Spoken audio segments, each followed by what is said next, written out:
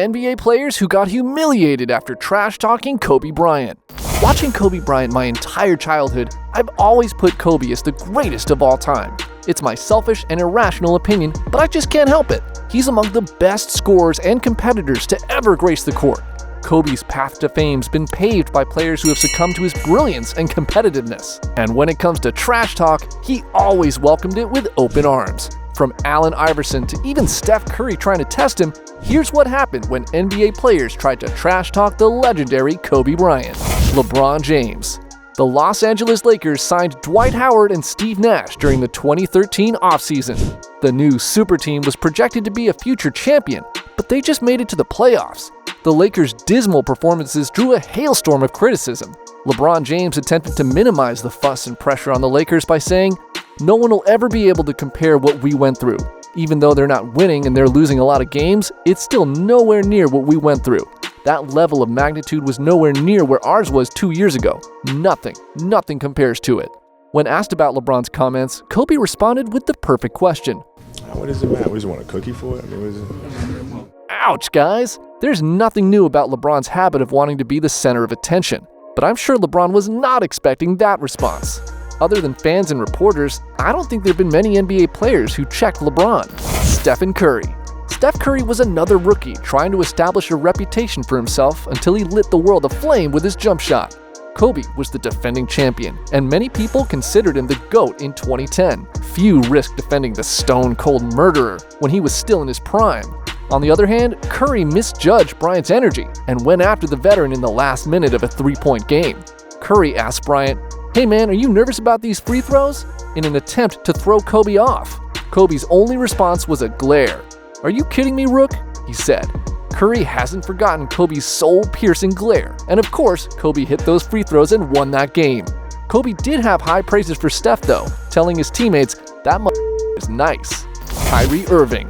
During the Olympic trials in 2012, outspoken rookie Kyrie Irving demonstrated his abilities in front of the NBA's best.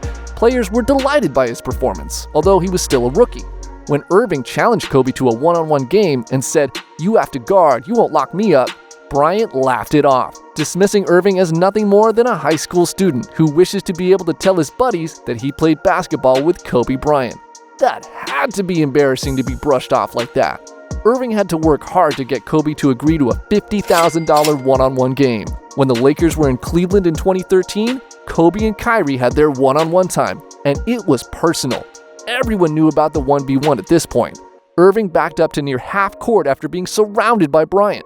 His teammates spread out so Irving can do his thing against the 34-year-old Bryant alone. It was a colossal failure. Despite a flurry of crossovers and hesitations, Kobe kept Kyrie in front of him the whole game. KB even made him pick up his dribble and attempt a contested turnaround shot. It was blocked by Kobe. Ha! Sheesh, guys. Playing a little one-on-one action. Behind the back. Couldn't shake him. Bryant still an all-world defender, and he blocked it! Kobe Bryant says, "Bring it at." Mark Cuban. Mark Cuban, who isn't one to engage in debate, spoke on an ESPN radio show in Dallas. The conversation shifted to the showdown between the Mavericks and the Lakers. Cuban proposed that the Lakers consider pardoning Kobe. Sorry, what? Needless to say, number 24 was not pleased with those comments. The Lakers went on to defeat the Mavericks at home in front of Cuban. Kobe scored 38 points, pulled 12 rebounds, and had 7 assists. Bryant added a dagger in the final 45 seconds to give the Lakers a solid 4-point lead. Immediately after the game, Kobe tweeted, "That's a boss move." And that, in my opinion, is a boss comment. Kobe for sure took that game personal. Yao Ming. Now this one's a little different. Yao never trash-talked Kobe, and there's no animosity here. But there is one thing that should never, ever happen to a basketball player who's 7 feet 5 inches tall. No one under the height of 7 feet should ever dunk on you. It's the athletic equivalent of David defeating Goliath. For the first 5 years of his career, Yao did a decent job of dodging his David and Goliath moment. Yao became the ultimate test for the game's top dunkers. He may be their Everest, but who would be the first to reach it? Kobe visited Mount Ming in 2005 and used the third-year center on his first poster. From the left side of the floor, Kobe drove the baseline.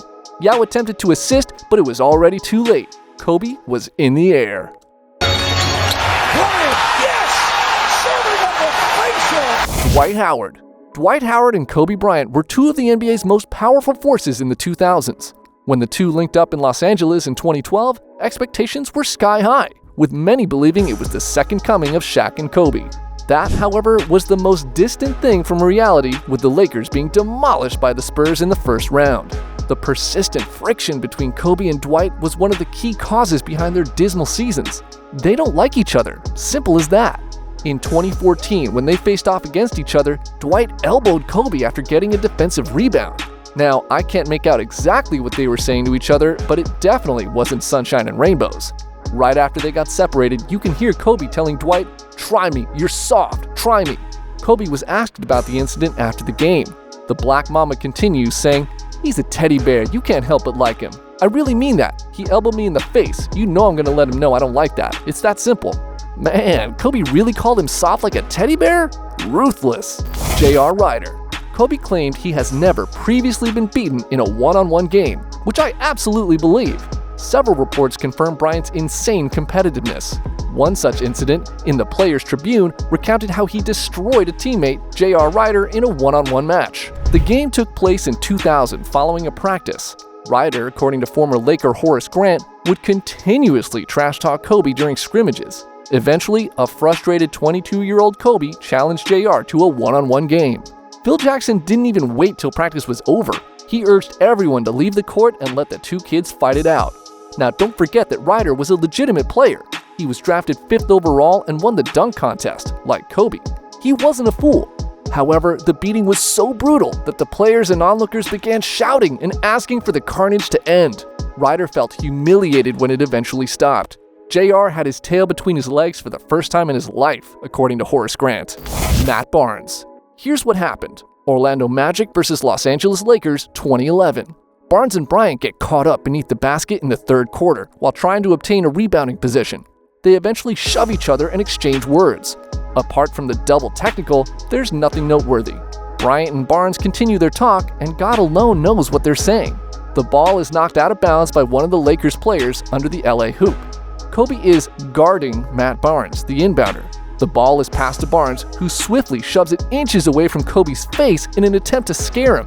If this was anyone else, 99.9% of individuals would flinch. But hey, no, not Kobe. The Black Mamba did not even blink as he glared back at Barnes, expecting him to inbound the ball. Sheesh, guys, Kobe's just different. Kobe ended up recruiting him to play for the Lakers later on too, because of this. Allen Iverson. Kobe and Allen Iverson were two of the most ferocious opponents we've ever seen in the NBA, and both were brilliant at trash talking. Both have a long history together, having been picked in 1996 and sharing the basketball floor in countless clashes along the road. The one that stuck out the most among all the conflicts they had was during the 2001 NBA Finals. AI sank 48 points in Game 1 to stun the Lakers and the rest of the world. But as matters between AI and Kobe heated up, the two started chirping at each other. Kobe wasn't interested in AI's trash talk. Kobe told reporters that he knew AI was doing whatever he can to inspire his team and fire them up, but Kobe didn't care. We're here, we're the world champs, and no matter how inspired the team may be, the championship has to come through the city of Los Angeles. Following this game, AI's inspiring trash talk definitely backfired, as Kobe and the Lakers finished the job with a gentleman's sweep, killing the 76ers 4-1.